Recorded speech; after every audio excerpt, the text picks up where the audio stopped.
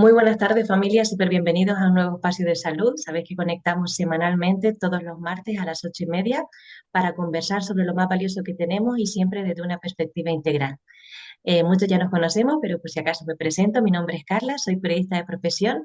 Siempre he estado vinculada al ámbito de la salud y eso fue lo que más me atrajo, pues para hace varios años convertirme en promotora de salud con USANA y coordinar este maravilloso espacio en el que nos visitan excelentes profesionales. Hoy tenemos desde México a la doctora Estefanía España. Ella es médica cirujana con formación en medicina integrativa y funcional, medicina tradicional y el enfoque HAES, salud en todas las tallas. Ella es fundadora de Titanca Wellness Hub, un espacio de bienestar que aborda la salud desde 4 esferas: física, mental, espiritual y social. Su práctica está guiada por una visión humanista y feminista de la medicina, con énfasis en la prevención, el acompañamiento interdisciplinario y la educación en salud con perspectiva de género y respeto por la autonomía de cada paciente. Brinda atención médica personalizada que integra ciencia, nutrición, fitoterapia, suplementación y terapias mente-cuerpo.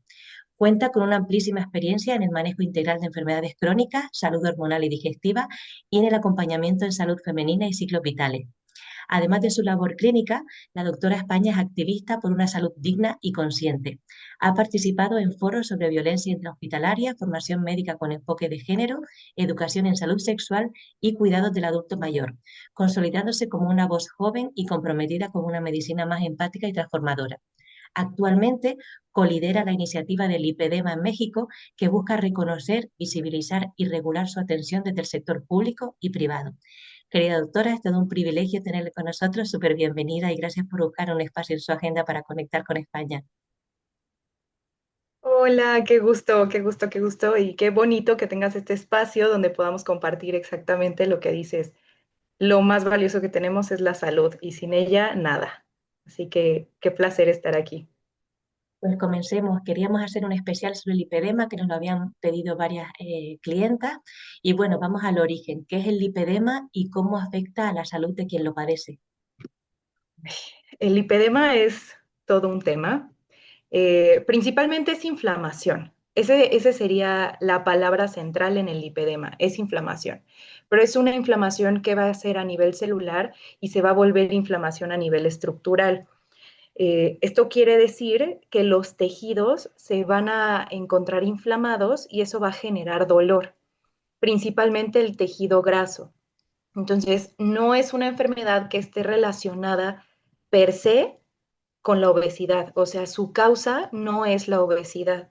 Su causa la seguimos entendiendo porque es bastante compleja y hay muchas cosas que se relacionan con el lipedema, pero lo que hemos logrado encontrar actualmente es que hay genes asociados, hay epigenética, o sea, el cómo nosotras o nosotros vivimos, qué alimentamos a nuestro cuerpo, si hay movilidad o no hay movilidad, y todo esto va influyendo.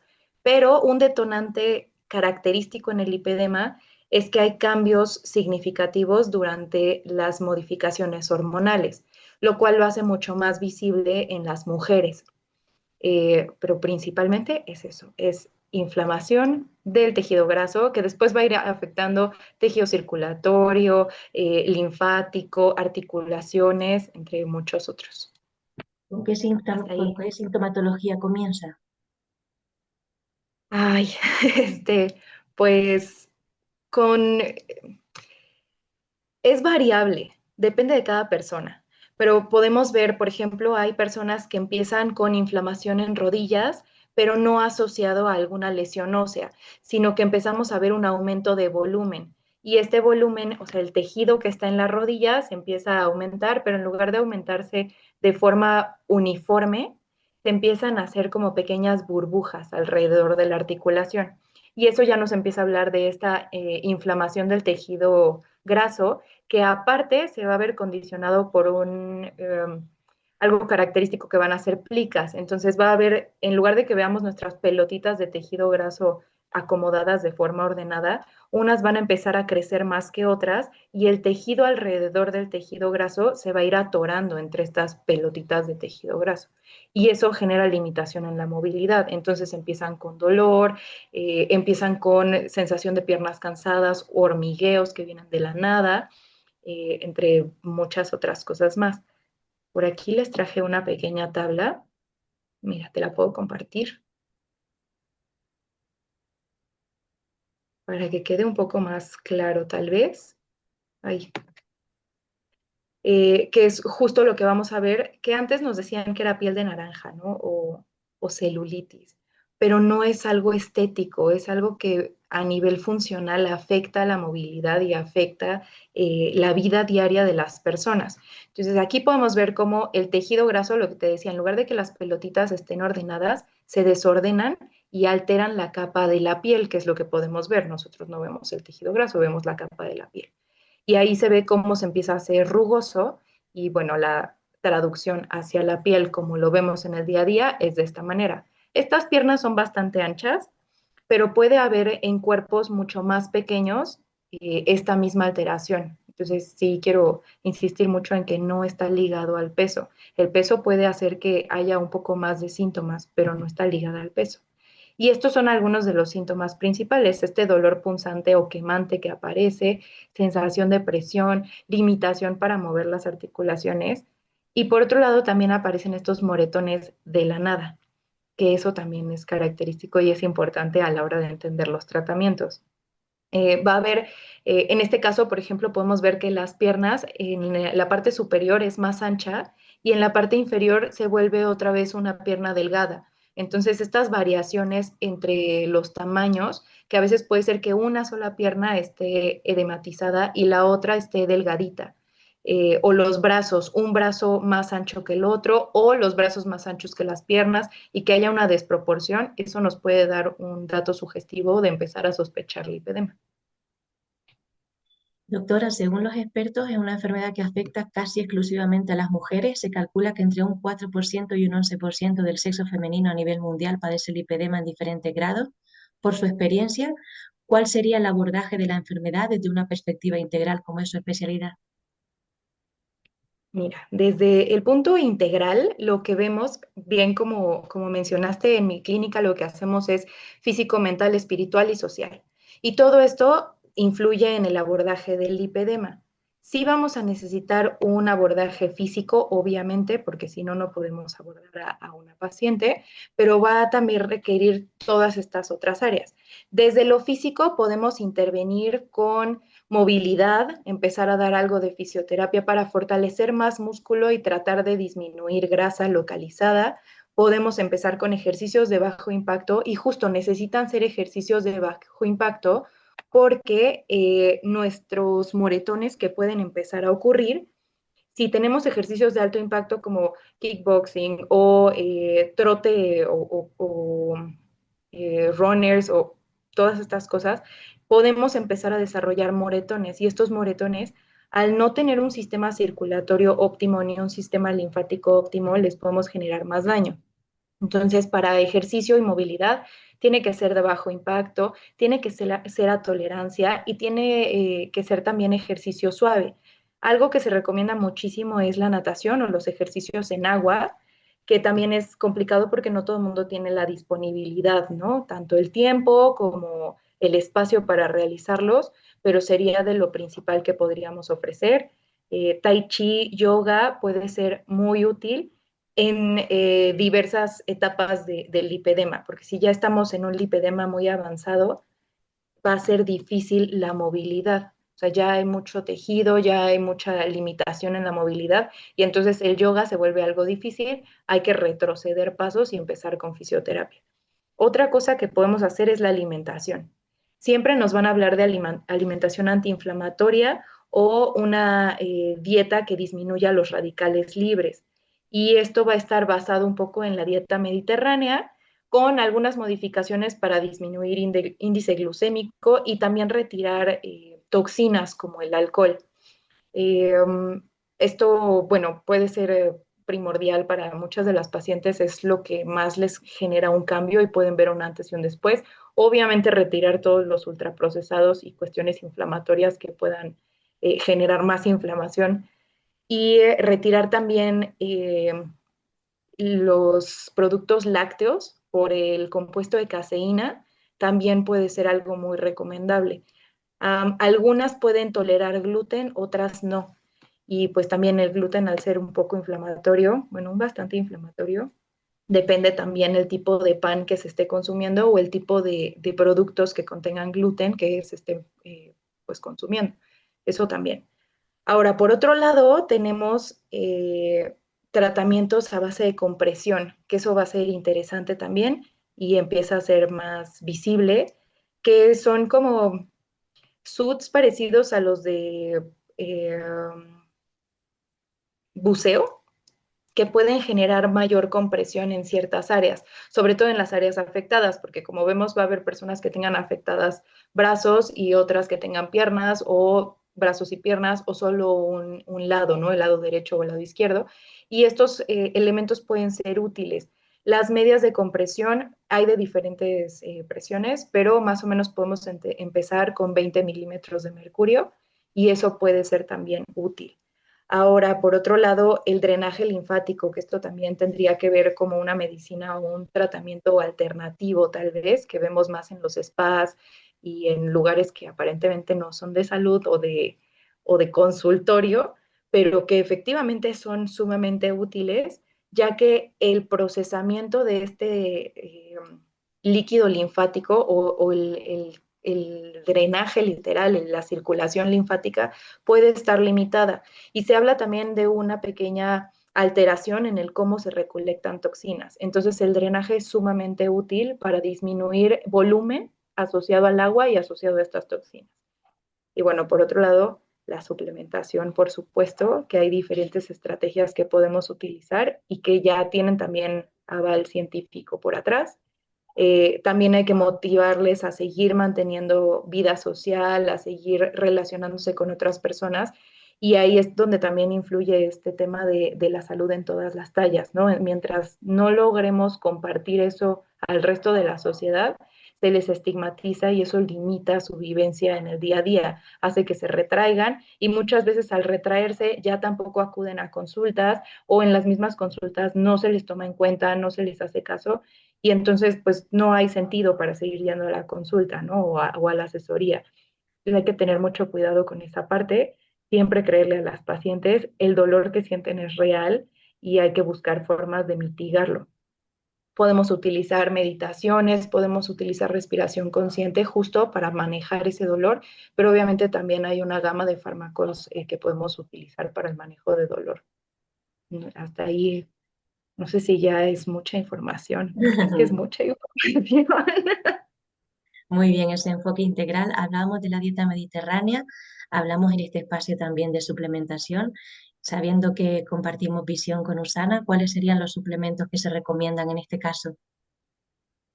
Mira, yo lo que he visto que, o bueno, lo que he leído y he visto que les funcionan son los omegas. Justo lo que nos recomiendan desde la evidencia científica para pacientes con lipedema es que el omega 3 sea obviamente EPA y DHA y que tratemos de mantener una proporción de 2:1.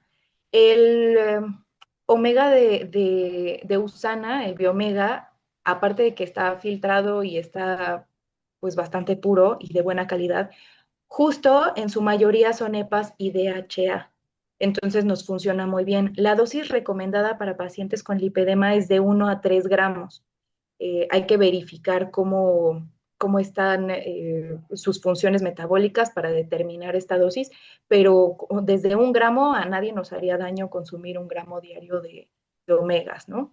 El selenio que podemos encontrar en nuestros Essentials también es recomendable para pacientes con lipedema. Los flavonoides, por ejemplo, el profaganol, también es excelente para pacientes con lipedema. Se habla de la cúrcuma, pero bueno, nosotros tenemos curcumina en el Procosa, pero la dosis que recomiendan para pacientes con lipedema es de 500 miligramos mínimo al día. Entonces tendríamos que estar consumiendo una alta cantidad de Procosa. Perdón, La cúrcuma puede generar mayor liberación de sangre o mayor sangrado, pues disminuye la coagulación. Entonces, la cúrcuma, a pesar de que es buenísima para desinflamar y que, bueno, como digo, la tenemos en el Procosa, hay que tener cuidado con la dosis para no generar más moretones en estas pacientes. Entonces, hay que ir viendo a contrarrespuesta, ¿no? Y por otro lado, dentro de la eh, todo lo que hemos ido descubriendo del lipedema se asocia a intestino permeable y a otras disbiosis que podemos encontrar en intestino. Entonces, de los lactobacilos que se nos recomiendan, hay 5 tipos diferentes, que son el Gasseri, por otro lado el Acidophilus, por otro lado las bifidobacterias y la Akkermansia mucinifila, que todos estos los podemos encontrar en diferentes probióticos, prebióticos, consumirlos de forma pues natural, pero Usana tiene en su probiótico el Lactobacillus rhamnosus, que también viene implicado en estos temas de mejorar la barrera del intestino permeable. Y por otro lado, pues también tiene bifidobacterias. Entonces puede ser bastante útil para mejorar el sistema inmune de nuestras pacientes, evitar que ese intestino permeable siga permeando y siga absorbiendo cosas que no son necesarias y entonces generar más inflamación. Entonces, directamente no es un tratamiento para el lipedema, pero nos puede ser benéfico. Y bueno, pues por otro lado hay tratamientos que ya son quirúrgicos, que son los que llamaríamos definitivos, pero pues eh, ahí también hay un tema, ¿no? Porque son liposucciones, pero son liposucciones muy específicas que mantienen la circulación y los vasos linfáticos. Entonces, no es una liposucción cualquiera que se pueda realizar con cualquier persona. Eso también lo vuelve un poco complejo. Doctora, para terminar, ¿existen medidas de prevención? Uy, mira, me gustaría decirte que sí, pero la verdad es que no. Sí y no. Como tal, la prevención la tendríamos que asociar a la causa. Y como todavía no tenemos una causa, pues es difícil generar una prevención. Lo que hemos visto es que hay más de 10 genes implicados distintos, entonces, pues, y esos como confirmados, ¿no? Porque en sí hay 300 genes distintos participando en el lipedema. Pero lo que podemos hacer, como no existe un marcador genético ni nada que nos diga si tienes esto vas a desarrollar lipedema, pues lo recomendable sería mantener actividad física regular, mantener actividad física de bajo impacto, fortalecer músculos para también esto evitar lesiones, que ahí también sería importante también el magnesio, que nos puede ser muy útil, y la vitamina D, que también la tenemos con Usana, porque justo al no haber una suficiente vascularidad hacia el músculo y no haber una contracción adecuada, podemos tener pues entre diferentes lesiones, contracturas y hormigueos en nuestras piernas, entonces nos ayudarían eso. Volviendo a la prevención, ejercicio o movilidad física de bajo impacto, alimentación equilibrada, evitar los ultraprocesados lo más que podamos, que no sean nuestra comida de todos los días, así como las azúcares y los lácteos.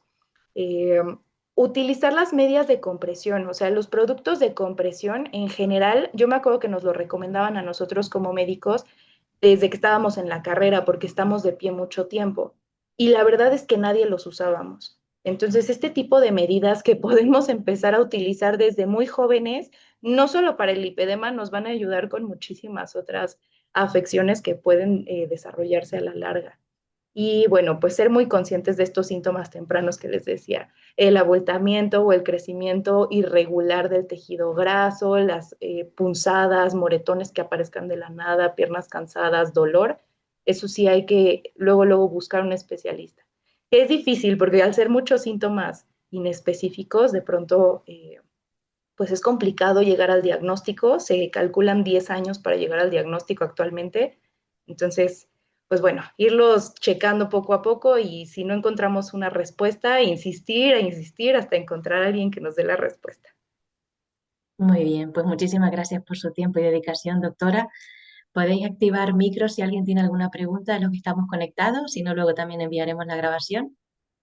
Excelente.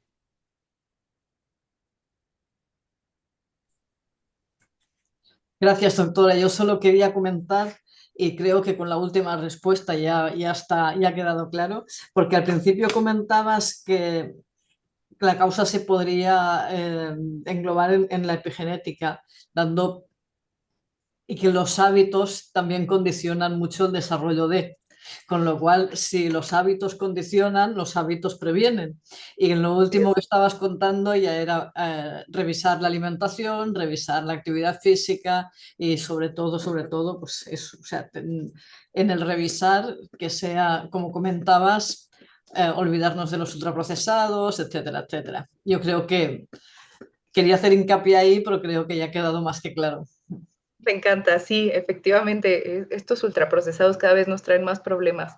Es decir, Totalmente. que sean un gusto culposo ahí de vez en cuando. Muy bien.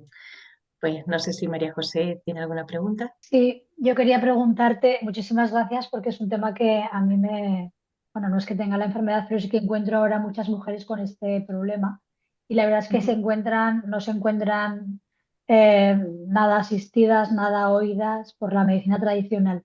Quería preguntarte, aunque casi casi que me atrevo a imaginarme la respuesta, o sea, no tiene cura, o sea, no hay una remisión de como tal. No, de momento no. Sería algo muy parecido a endometriosis o a diabetes o a hipertensión, que Ujú. como tal no tenemos una cura porque no hemos llegado a resolverlo por completo. Me gusta verlos como acertijos, no como enfermedades o vivencias horribles para otras personas, sino como acertijos que no hemos logrado terminar de entender. Eh, Podemos hacer muchas cosas para mejorar la calidad de vida y así evitar que el desgaste sea mayor y que la edad de esa persona aumente. Porque realmente pacientes que tienen 35 años viviendo con esto se sienten como pacientes ya más grandes, no se sienten de su edad y no pueden relacionarse de la misma forma. Entonces, la intención es ayudarlas a recanalizarse en su edad o hasta más jóvenes, ¿no? Pero esto tiene que ser poco a poco. No vamos a ver resultados inmediatos justo porque no hay algo que les podamos dar. Entonces lo que hacemos es la suplementación y que como mínimo tienen que ser 3 meses, más todos los hábitos, que igual como mínimo de 2 a 3 meses empezamos a ver resultados y recordarles que es una carrera larga. Entonces, en un año, en 2 años, vamos a ver bastantes resultados y vamos a ver un buen manejo siempre y cuando se apeguen a esta pues nueva realidad para vivir. Pero sí, como tal, no hay una solución ni una cura aún. Yo creo que habrá después, pero por ahora todavía no. Muy bien, pues muchísimas gracias Muchas por todo, gracias. doctora, por hacer un huequito en su agenda para atendernos. Usted, Ha sido a un usted. Pues familia, nos despedimos hasta el próximo martes. Que paséis buena tarde. Nos vemos, hasta luego.